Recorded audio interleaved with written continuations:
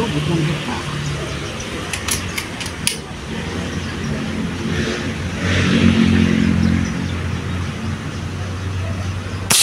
Oh. Kasing size na ng ibon yun.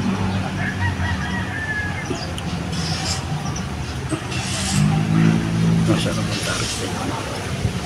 Tatarget ako ng iba-iba dito. Oh! Mataas lang sa kapangkaso.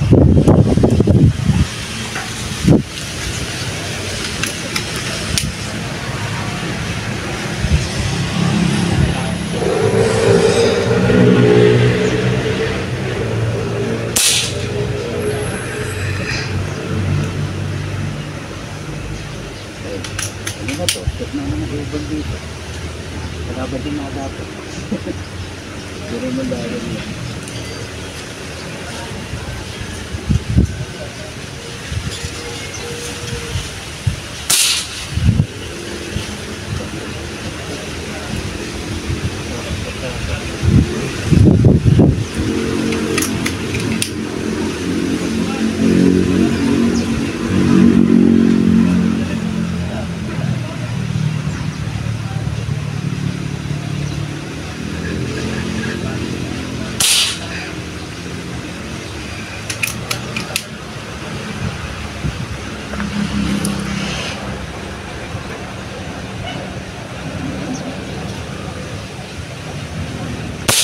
Uy, tapos.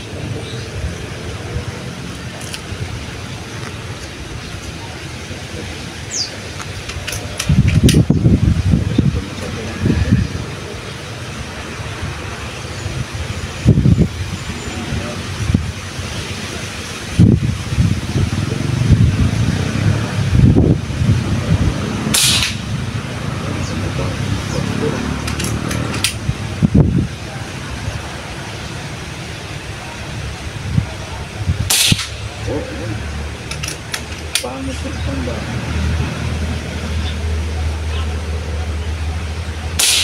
Oh, tama na naman. Ayan, nag-zero po tayo dito. Andun tayo, doon. Doon, sa lugar na ito. Ayan, kita niya yung lawak na ito. Nag-zero ako doon, around 50 meters. So, titingnan natin, lalakarin natin dito. Yan. Lalakarin natin kung makikita nyo yung batuhan dito. Yan, may batuhan na yan, oh. Yan, dito ako nag-zero. So, around 50 meters yan mula dun. Yun, dun sa bakod ng bahay na yun, oh. Yan, mula dyan papunta dito hanggang dito sa puno.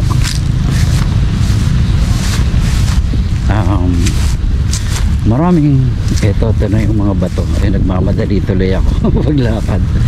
Ayan, tingnan lang natin baka mayroong ahas dito. Ayan, ito po yung mga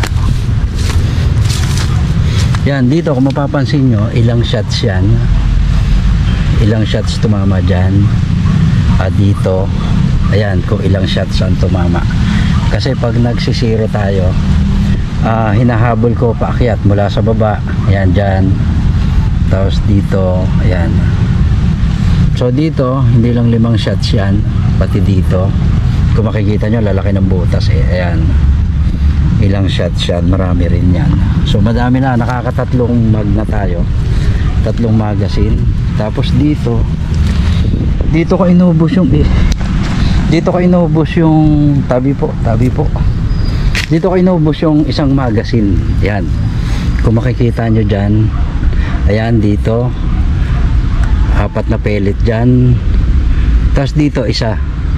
Yan, dumaples, kaya malaki yan kasi daples siya. Dito 2. So bali kung dito ay 4, ayan, 4 dito, 3, so 7. Tapos dito yung isang bala lang tumama rito. Yung medyo ano yan, hindi ko siya ginalaw kasi nakasiro na tayo noon. Eh medyo medyo ano siya, kaya dito ko na inubos sa 2 na ito yung natitira. So hindi ko matanda kung ilan yung tumama dito at ilan tumama dyan.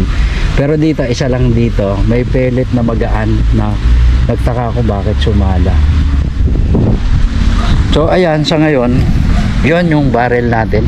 Ayun, dun sa bahay na yon, sa nakakatang lang, wala akong patungan, wala akong table, nakapatong lang siya, nakakatang lang siya sa bakod mismo na alambre na gumagalaw. Pero nakapag zero din tayo, kaya lang marami, 3 mag bago naka zero. Ano na nga lang ang natitira sa airgun natin, nasa 1.6 na lang, 1.6 PSI na lang yung natitira, kasi nga 3 magazine yung nagamit. 2.5 lang kasi yung laman nung dinala ko rito, kasi wala naman akong plano mag-hunting. Ang plano ko lang talaga is i-test yung barrel kung mahusay siya tumama.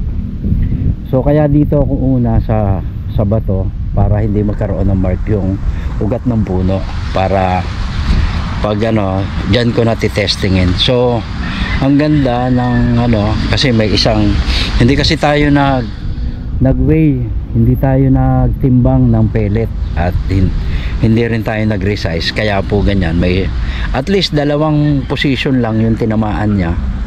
Yun lang na talagang meron lang isang sumala talaga na which is iba. Nakita ko yung pellet bago tumama, magaan yung pellet, sa limpad siya. So isa lang naman yung naging ganon sa dito sa puno, sa isang magazine merong isa. Pero dito nung nag-testing ako nung 2 magazine dito, nung mag-zero ako dito sa bato, maraming sa limpad dito, maraming sa limpad, hindi lang siguro 5 na sa limpad na pellet na hindi ko nakita kung saan tumama. So yung mga tama na yan, unti-unting ina-adjust para sa pag-zero hanggang sa makuha natin yung ganon na makikita nyo yung dalawang tinamaan lang, o bali 3, pati yung sumalimpad na isa. So ngayon pwede na. So medyo may pagmamalaki ko na yung barrel na gawa natin. So pwede ko na siya talagang i-market. Ngayon ko lang siya na-testing, kasi natitesting ko siya malalapit lang, 5 meters, pinakamalayo 10 meters, pero hindi ako makapag-zero kasi around doon sa ganyang layo, hindi siya pagka ganun lang ang lapit, 5 meters 10 meters, hindi mo maisisiro.